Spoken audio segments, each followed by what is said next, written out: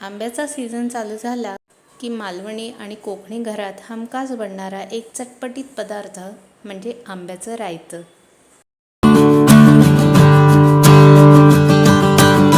खरं तर पारंपरिक पद्धतीने जे रायतं बनवलं जातं ते रायवळ आंब्यापासून बनवलं जातं.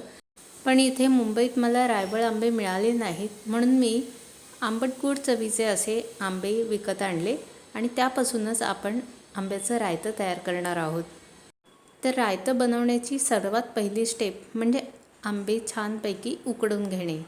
गॅसवर एक पातेलं ठेवलं, 1-1.5 ग्लास पाणी घातलेलं आहे आणि ह्यामध्ये आंबे घालून आपण हे आंबे छानपैकी शिजवून घेणार आहोत. तर हे आंबे मी आता पाण्यात घालते. आंबे स्वच्छ धुवून घेतलेले आहेत. याचं चीक पूर्णपणे मी स्वच्छ धुवून घेतलेला आहे. आता हे आंबे उकडण्यासाठी आपण थोडा वेळ झाकण ठेवून हे शिजवून घेऊ. जास्त वेळ लागत नाही. 5 ते 8 मिनटात हे आंबे छानपैकी शिजतात. पाण्याला नुकतीच उकळी फुटलेली आहे.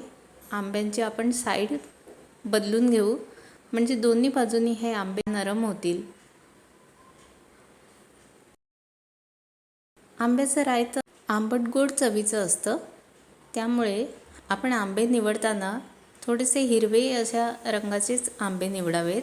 फार पिकलेले आंबे घ्यायचे नाहीत. शक्यतो कच्चेच आंबे घ्यायचे, म्हणजे रायत्याला छान आंबट गोड चव येते. आता हे आंबे उकडून झालेले आहेत. आपण हे एका प्लेटमध्ये काढून थोडेसे थंड होऊ देऊ.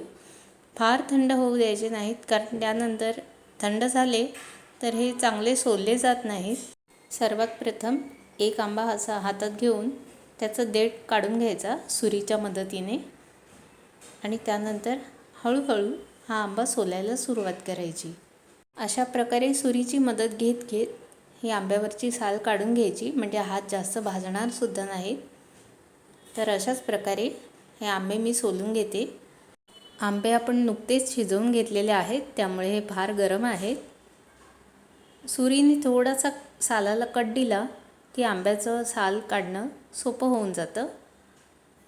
तर अशा प्रकारे सर्व आंबे मी सोलून घेते. अशा प्रकारे हे सर्व आंबे मी सोलून घेतलेले आहेत. आंब्याची सालं एका प्लेटमध्ये काढून ठेवलेली आहेत. हे सोललेले आंबे एका भांड्यामध्ये काढून घेऊ. आंब्याच्या बाठ्यावरचा जो गर आहे तो हाताने थोडासा कुस्करून घ्यायचा. तसंच आपण आंब्याच्या साली ज्या सोलून प्लेटमध्ये ठेवल्या होत्या त्या सालींनासुद्धा बराच गर असतो. तो गरसुद्धा आपण सुरीच्या मदतीने अशा प्रकारे खरवडून घ्यायचा. अर्धा ग्लास पाणी घालून या आंब्याच्या साली एकदा पिळून घ्यायच्या आणि ते पाणी या गरामध्ये ॲड करायचं. या गरामध्ये आता चवीनुसार मीठ घालायचं. 2 ते 3 चमचे चिरलेला गूळ घालायचा आणि रायतं किती प्रमाणात तिखट हवं त्या प्रमाणात लाल तिखट घालायचं. अर्धा चमचा लाल तिखट घातलेला आहे.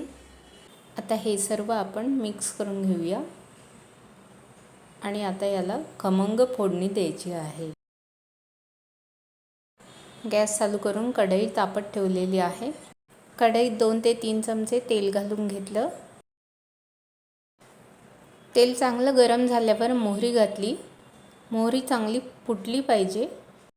मोहरी तडतडल्यावर जिरं घातलं. पाव चमचा हिंग घातला आणि थोडीशी कढीपत्त्याची पानं घातली.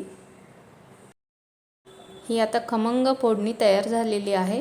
फोडणी करपायच्या आतच आपण हा आंब्याचा जो गर आहे तो यात घालून घेऊ. ज्याप्रमाणे आपण कढीला फोडणी देतो त्याचप्रमाणे ह्या आंब्याला आपण फोडणी द्यायची आहे. यामुळे या पदार्थाचा खमंगपणा वाढीस लागतो. फोडणी अजिबात करपू द्यायची नाही, एवढी काळजी घ्यायची. आंब्याचा सर्व गर मी यात घातलेला आहे. आंबे आपण अगोदरच उकडवून घेतलेले असल्यामुळे आता विशेष शिजवायची गरज नाही.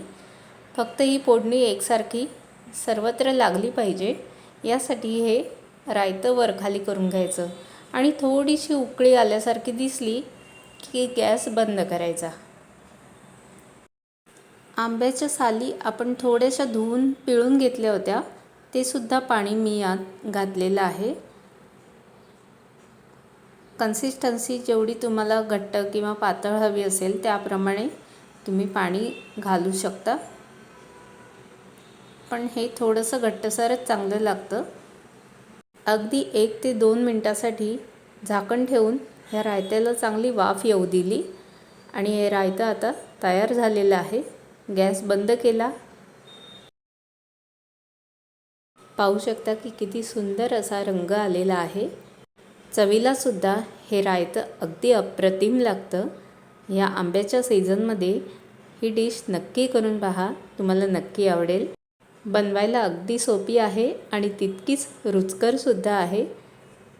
रोजच्या जेवणामध्ये साईड डिश म्हणून हे आंब्याचं रायतं जरूर करून पहा आणि तुमचे अभिप्राय मला कळवायला विसरू नका.